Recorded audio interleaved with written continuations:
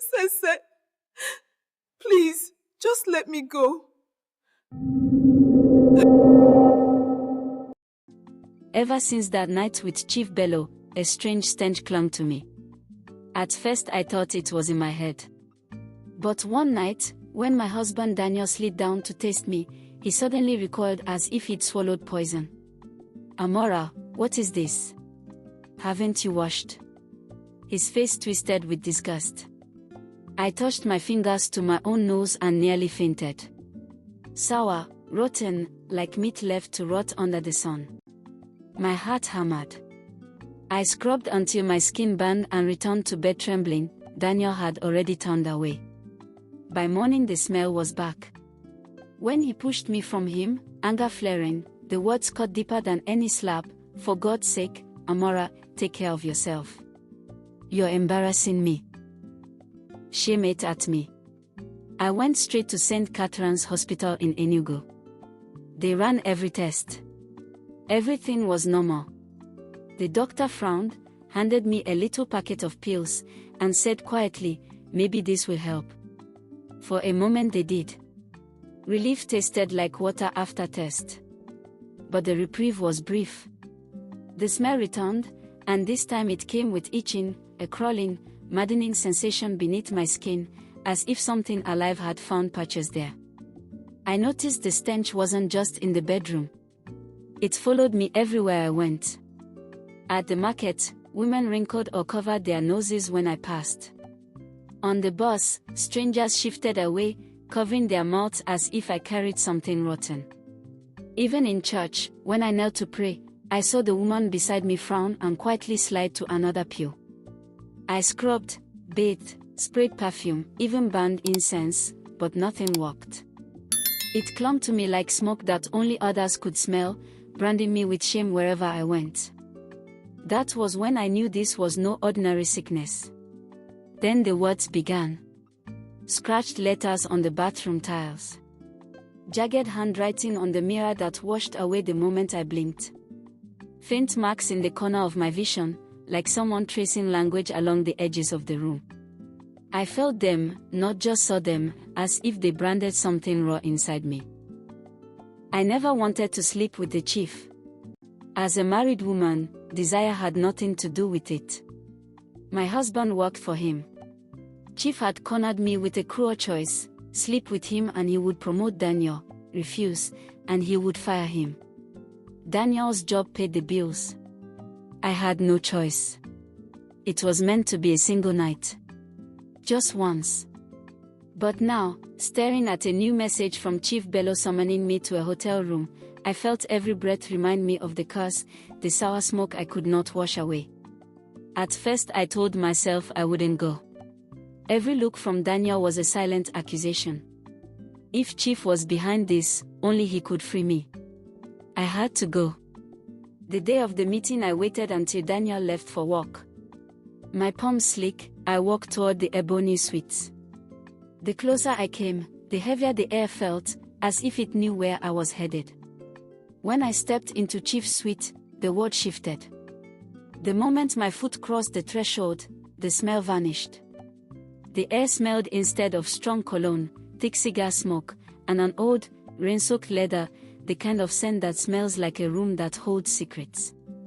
My chest tightened. Chief sat in a great armchair, rings flashing in soft yellow light. He watched me the way a predator watches prey. "Reverse it," I whispered, voice cracking. "Whatever you did, stop it." His smile was slow and terrible. He leaned forward, smoke curling between us. "Take off your clothes," he said, pointing at the bed. My throat closed. The air felt thin. I shook my head, stepping back, the cold tiles beat at my bare feet. I wasn't strong. I was terrified that giving in would chain me to him forever. He rose like a dark tide. For a moment his face was a mask of something older than rage, a patient calculation. He stormed out, the door cracking behind him. Silence pressed down so hard my ears rang. Minutes later the door opened again. Chief returned, his shadow taller, his breath sharp with whiskey. He leaned near, and when he spoke his voice was silk over steel. "If you want the smell to go," he whispered, "you must sleep with me once every month." Not a bargain. A prison. I staggered back as if struck. The words on the wall seemed to swell and pulse with his voice. What kind of tether could tie a smell to the rhythm of a calendar? What kind of man pretends to sell mercy and calls it service? I went home that day with the offer burning under my skin. Daniel made coffee without looking at me. Our children laughed over cartoons, ignorant and bright. I sat at the table feeling like a ghost, tasting the phantom odor every time I swallowed. That night I took the pills because they had once quieted it.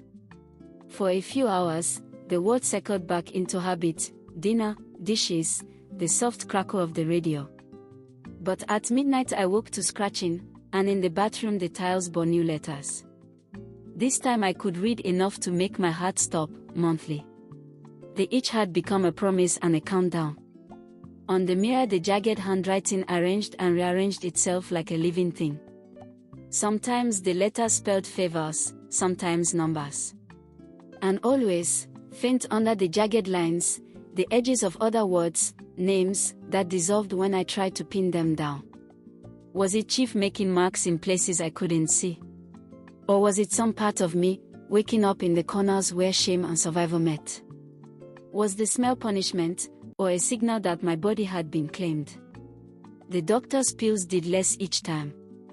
The smell retreated like a tide when I took them, only to surge stronger as their effect faded. I started to dream of rooms filled with smoke and leather, of a voice counting months on a rosary of teeth. At times I suspected I was falling into madness. At others I felt certain of a logic I could not name, that someone had placed a thing inside me and it answered only to Chief's demand. The words on the wall were not merely language, they were instructions, or edges of an agreement I had never signed. When Daniel asked if something was wrong, I lied. How could I tell him the truth, that the odor pulsed to the rhythm of an unholy calendar, that letters wrote themselves like claws across the paint, that a man's voice had set my body on terms? How could I confess that every time his hand brushed mine I flinched, as if some invisible leash tugged at the place between my legs? The weeks passed. The calendar on the kitchen wall collected Sundays, bills, Daniel's shifts, and a small square of space I left blank, an altar of dread. Each month they each swelled as the day approached, and every month I told myself I would refuse. Each month I found myself answering the summons because the smell was not only humiliation, it was a threat to the children's bread, to the roof of our heads. On the night before the first payment, when the moon was a thin coin, I sat on the bathroom floor and watched the mirror as the letters rearranged. They spelled my name, then his, then a shape like a door. I could fight. I could tell Daniel, run, call the police, scream until the world heard. Or I could walk into that hotel and batter away my nights for a silence that would buy us a little more time. Outside the window the road hum of Enugu felt ordinary, a life unaware. Inside me the smell grew louder, an eager animal sniffing for the decision. The words on the wall waited like witnesses. I pressed my forehead to the cool glass and closed my eyes. The mirror behind me fogged with breath and for a second the letters blazed so bright they hurt. Then, as if a hand had smoothed the smoke, they faded into a single, final line. Don't be late. I stood. The pill bottle in my palm was emptying, an echo of choices I had already been making. When the phone buzzed, I did not answer. In the quiet, something inside me counted the time until the next summons, and I realized how small my rebellion had already become. Whatever this thing was, curse, bargain, madness, it had learned how to keep me honest.